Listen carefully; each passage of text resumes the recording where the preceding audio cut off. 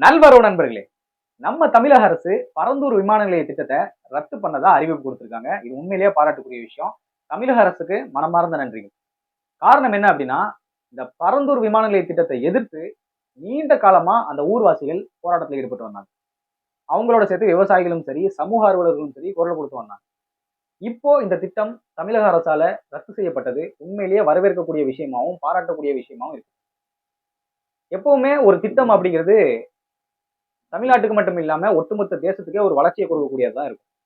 ஆனா இந்த பரந்தூர் விமான நிலைய திட்டம் மக்களுடைய வாழ்வாதாரத்தை சுரண்டி மக்களுடைய நிலங்களை கையகப்படுத்தப்பட்டு தான் இந்த திட்டம் கொண்டு வருது அப்படின்னா அந்த திட்டம் மக்களுக்கான திட்டமே இல்லை.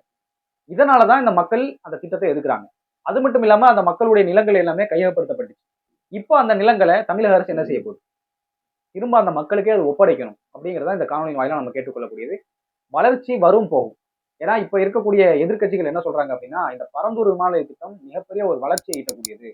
இதை தமிழக அரசு ரத்து செஞ்சிருக்குது அப்படிங்கிறது ஒரு வருத்தத்துக்குரிய விஷயமா இருக்குது, கண்டிக்கக்கூடிய விஷயமா இருக்குன்னு சொல்றாங்க. அதே சமயத்துல இன்னொரு கேள்வி என்ன எழுது அப்படின்னா, இந்த திட்டம் கர்நாடகாவுக்கோ ஆந்திராவுக்கோ போகக்கூடிய ஒரு சூழல் இருக்கிறதுனால தமிழக அரசு தாங்கள் ரத்து பண்ண மாதிரி காட்டிக்கிறாங்க இந்த திட்டத்தை அப்படின்னு சொல்லிட்டு கேள்விகளாகவும் விமர்சனங்களாகவும் சமூக வலைத்தளங்களை வைக்கிறாங்க.